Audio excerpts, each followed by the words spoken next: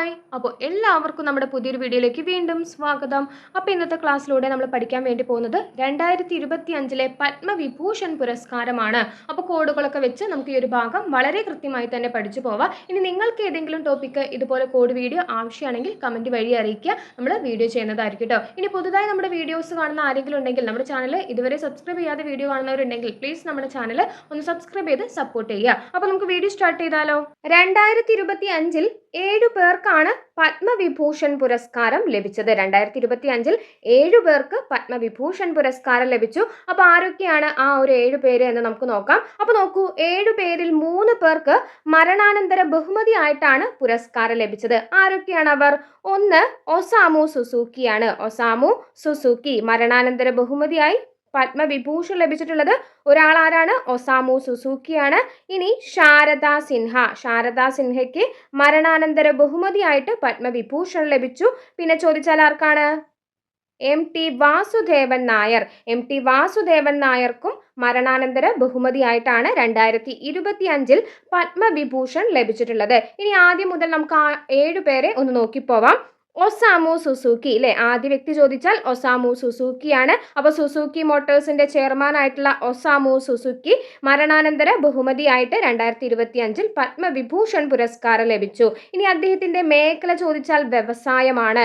ഇനി സ്വദേശം ചോദിച്ചാൽ എവിടെയാണ്? ജപ്പാനാണ്. ജപ്പാൻ സ്വദേശിയായിട്ടുള്ള ഒസാമു സുസുക്കി, സുസുക്കി മോട്ടോഴ്സിന്റെ ചെയർമാന് 2025 പത്മവിഭൂഷൺ ലഭിച്ചു. ഇനി രണ്ടാമത്തെ വ്യക്തി നോക്കൂ, ഡി നാഗേശ്വർ റെഡ്ഡി. ഡി നാഗേശ്വർ റെഡ്ഡി, അദ്ദേഹത്തിന്റെ മേഖല ചോദിച്ചാൽ വൈദ്യശാസ്ത്രമാണ്.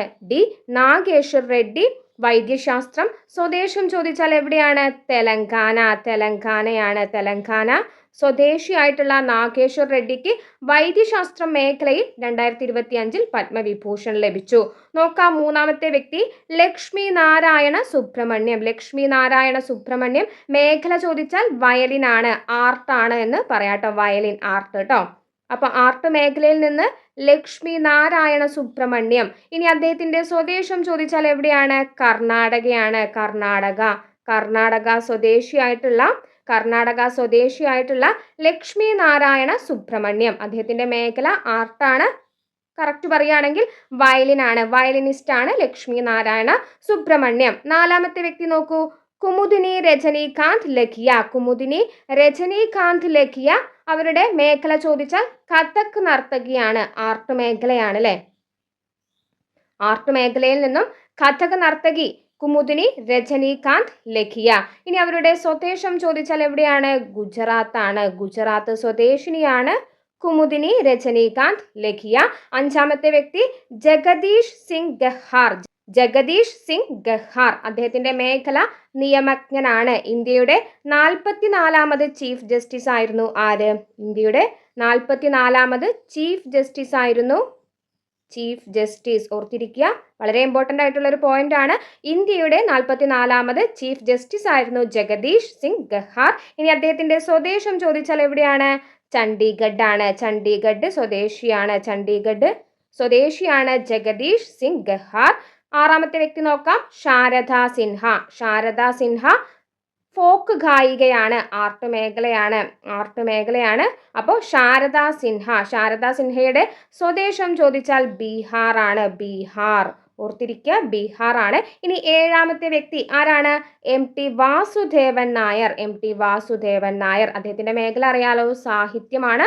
സ്വദേശവും അറിയാം, നമ്മുടെ കേരളമാണ് അല്ലെ, കേരളത്തിൽ നിന്ന്. അപ്പൊ 2025 പത്മവിഭൂഷൺ ലഭിച്ചിട്ടുള്ളത് ആർക്കാണ് എന്ന് ചോദിച്ചാൽ ആർക്കാണ്? MT വാസുദേവൻ നായർ. അദ്ദേഹത്തിന് മരണാനന്തര ബഹുമതിയായിട്ട് 2025 പത്മവിഭൂഷൺ പുരസ്കാരം ലഭിച്ചു. ഇനി ഒരു കോഡ് സ്റ്റോറിയിലൂടെ നമുക്ക് 7 പേരെയും കണക്ട് ചെയ്ത് പോവാം. അപ്പോൾ നോക്കൂ, ഇവിടെ കുറച്ച് പിക്ചേഴ്സ് കൊടുത്തിട്ടുണ്ട്. ഒന്നാമത്തെ ചിത്രത്തിൽ നമ്മൾ കാണുന്നത് എന്താണ്? പത്മപ്രിയ, ഫിലിം ആക്ട്രസ് പത്മപ്രിയയുടെ വിവാഹമാണ് അല്ലെ. പത്മപ്രിയയുടെ വിവാഹമാണ്. അപ്പൊ വിവാഹം എന്നതിൽ നിന്ന് വി എന്ന അക്ഷരം വെച്ച് നമുക്ക് വിഭൂഷണാണ് എന്ന് കണക്ട് ചെയ്യാലോ. അപ്പോൾ പത്മവിഭൂഷൺ പുരസ്കാരം ലഭിച്ചിട്ടുള്ളത് ആർക്കൊക്കെയാണ് എന്ന് നമുക്ക് ഈ ഒരു സ്റ്റോറിയിലൂടെ പഠിച്ചു പോവാം. പത്മപ്രിയയുടെ വിവാഹം എന്ന് ഓർക്കുക. അപ്പോൾ ഇനി പത്മപ്രിയ വിവാഹത്തിന് പോയിട്ടുള്ളത്, ഓഡിറ്റോറിയത്തിലോട്ട് പോയിട്ടുള്ളത് പോയിട്ടുള്ളത് സുസുക്കി കാറിലാണ്. സുസുക്കി കാറിലാണ്. അപ്പോൾ നമുക്ക് കണക്ട് ചെയ്യാം ഒസാമു സുസുക്കി. അപ്പോൾ പത്മപ്രിയ വിവാഹത്തിന് ഓഡിറ്റോറിയത്തിലോട്ട് പോയിട്ടുള്ളത് സുസുക്കി കാറിലാണ്. അപ്പോൾ സുസുക്കി എന്നതിൽ നിന്ന് ഒസാമു സുസുക്കി കണക്ട് ചെയ്യാലോ. രണ്ടാമത്തെ ചിത്രത്തിൽ നമ്മൾ എന്താ കാണുന്നത്? രണ്ടാമത്തെ ചിത്രത്തിൽ ഒരു ലക്ഷ്മി മാലയാണ് അല്ലേ. അപ്പോൾ ലക്ഷ്മി മാല എന്നതിൽ നിന്ന് നമുക്ക് എന്ത് കണക്ട് ചെയ്യാം? ലക്ഷ്മി നാരായണ സുബ്രഹ്മണ്യം. ലക്ഷ്മി നാരായണ സുബ്രഹ്മണ്യം. മൂന്നാമത്തെ പിക്ചർ എന്താണ്? ഒരു നാഗപടം മാലയാണ് അല്ലേ. അപ്പോൾ നമ്മുടെ പത്മപ്രിയ ധരിച്ചിട്ടുള്ള ആഭരണങ്ങൾ ഏതൊക്കെയാണ്? ഒരു ലക്ഷ്മി മാലയും ഒരു നാഗപടം മാലയുമാണ്. അപ്പൊ നാഗപടം മാല എന്നതിൽ നിന്ന് നമുക്ക് ആരെ കണക്ട് ചെയ്യാം? നാഗേശ്വർ റെഡ്ഡി. ഇനി പത്മപ്രിയ ഫിലിം മേഖലയിൽ നിന്നാണ്. അപ്പോൾ ഓഫ് കോഴ്സ് ഫിലിം മേഖലയിൽ നിന്ന് ആളുകൾ വന്നിട്ടുണ്ടായിരിക്കും. അപ്പോൾ ആരൊക്കെയാണ് വന്നിട്ടുള്ളത്? രജനീകാന്ത് വന്നിട്ടുണ്ട്. രജനീകാന്ത്. അപ്പോൾ കണക്ട് ചെയ്യാലോ. കുമുദിനി രജനീകാന്ത് ലഖിയ. കുമുദിനി രജനീകാന്ത് ലഖിയ. ഇനി അഞ്ചാമത് ആരുണ്ട്?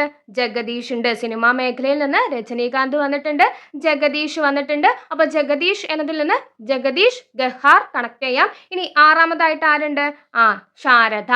അപ്പോൾ ഫിലിം മേഖലയിൽ നിന്ന് 3 പേര് വന്നു. രജനീകാന്ത്, ജഗദീഷ്, ശാരദ. അപ്പൊ ശാരദ സിൻഹ എന്ന് കണക്ട് ചെയ്യാലോ. ഇനി ഒരു ചായയുടെ ചിത്രവും തന്നിട്ടുണ്ട്. അപ്പോൾ കല്യാണത്തിന് വന്നിട്ടുള്ള എല്ലാവർക്കും വെൽക്കം ഡ്രിങ്ക് ആയി കൊടുത്തിട്ടുള്ളത് ടീ ആണെന്ന് ഓർക്കാം. വെൽക്കം ഡ്രിങ്ക് എന്തായിരുന്നു? ടീ അല്ലേ. അപ്പൊ ടീ എന്നതിൽ നിന്ന് MT വാസുദേവൻ നായർ എന്നും കണക്ട് ചെയ്യാലോ. അപ്പോൾ ഒന്നുകൂടെ കോഡ് പറയാം. നമ്മുടെ പത്മപ്രിയയുടെ വിവാഹമാണ് നമ്മുടെ കോഡ് അല്ലേ. അപ്പൊ പത്മപ്രിയ വിവാഹത്തിന് ഓഡിറ്റോറിയത്തിലോട്ട് പോയിട്ടുള്ളത് സുസുക്കി കാറിലാണ്. അപ്പോൾ ഒസാമു സുസുക്കി കണക്ട് ചെയ്തല്ലോ. ഇനി നമ്മുടെ പത്മപ്രിയ ധരിച്ചിട്ടുള്ള ആഭരണങ്ങൾ നോക്കൂ. ഒരു ലക്ഷ്മി മാലയും ഒരു നാഗപടം മാലയുമാണ്. അപ്പൊ ലക്ഷ്മി മാല എന്നതിൽ നിന്ന് ലക്ഷ്മി നാരായണ സുബ്രഹ്മണ്യം കണക്ട് ചെയ്ത് വെക്കാം. ഇനി അദ്ദേഹത്തിന്റെ മേഖല വയലിൻ ആണ് അല്ലേ. അപ്പൊ നമുക്ക് എങ്ങനെ കണക്ട് ചെയ്യാം? ലക്ഷ്മി ദേവി ഒരു വയലിൻ വായിച്ചിരിക്കുന്ന ഒരു പിക്ചർ നിങ്ങളുടെ മൈൻഡിൽ കൊണ്ടുവരികയാണെങ്കിൽ മേഖലയും നമുക്ക് കണക്ട് ചെയ്യാലോ. ഇനി നാഗപടം മാല ധരിച്ചിട്ടുണ്ട് അല്ലെ. നാഗപടം മാല. അപ്പൊ നാഗേശ്വർ റെഡ്ഡി കണക്ട് ചെയ്തു. ഇനി അദ്ദേഹത്തിന്റെ മേഖല ചോദിച്ചാൽ വൈദ്യശാസ്ത്രമാണ്. എങ്ങനെ കണക്ട് ചെയ്യാം? അപ്പൊ നാഗേശ്വർ റെഡ്ഡി എന്ന് പറയുമ്പോൾ നാഗം അല്ലെ. പാമ്പ് കടിച്ചാൽ നമ്മൾ ഓഫ് കോഴ്സ് മെഡിസിൻ അല്ലെ, മരുന്നെടുക്കണം. അപ്പൊ നാഗം കടിച്ചാൽ എന്താണ്?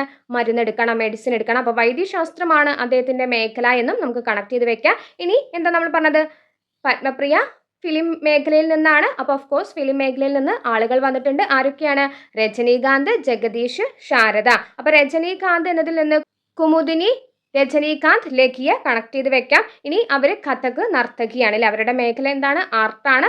കഥക് നർത്തകിയാണ്. അപ്പൊ രജനീകാന്ത് എന്ന് പറയുമ്പോൾ തന്നെ അദ്ദേഹത്തിന്റെ ഡാൻസ് ആണ് നമ്മുടെ മൈൻഡിൽ വരുന്നത് അല്ലെ. അപ്പൊ കഥക് നർത്തകിയാണ് എന്ന് കണക്ട് ചെയ്യാലോ. ഇനി ജഗദീഷ് അല്ലെ, സിനിമാ മേഖലയിൽ നിന്ന് ജഗദീഷ് വന്നിട്ടുണ്ട്. അപ്പൊ ജഗദീഷ് സിംഗ് ഗഹാറിനെ കണക്ട് ചെയ്ത് വെക്കാം. അദ്ദേഹത്തിന്റെ മേഖല ചോദിച്ചാൽ നിയമജ്ഞനാണ്. അപ്പൊ എങ്ങനെ കണക്ട് ചെയ്യാം? അപ്പോൾ ജഗദീഷിന്റെ ഒരു ലോയർ പിക്ചർ ആണ് ഇവിടെ കൊടുത്തിട്ടുള്ളത് അല്ലെ. ഒരു അഭിഭാഷക കോട്ടൊക്കെ ഇട്ട് വന്നിട്ടുള്ളൊരു പിക്ചർ ആണല്ലോ. അപ്പൊ അതിൽ നിന്ന് നമുക്ക് കണക്ട് ചെയ്ത് വെക്കാം. നിയമജ്ഞനാണ്. ഇനി ആറാമത് ആരാണ്? ശാരദയാണ്. ശാരദ എന്നതിൽ നിന്ന് ശാരദ സിൻഹ കണക്ട് ചെയ്ത് വെക്കാം. അപ്പൊ സിൻഹ എന്നതിൽ നിന്ന് സിംഗ് എന്ന് കണക്ട് ചെയ്യാലോ. പാടുക. അപ്പോൾ ഫോക്ക് ഗായികയാണ്.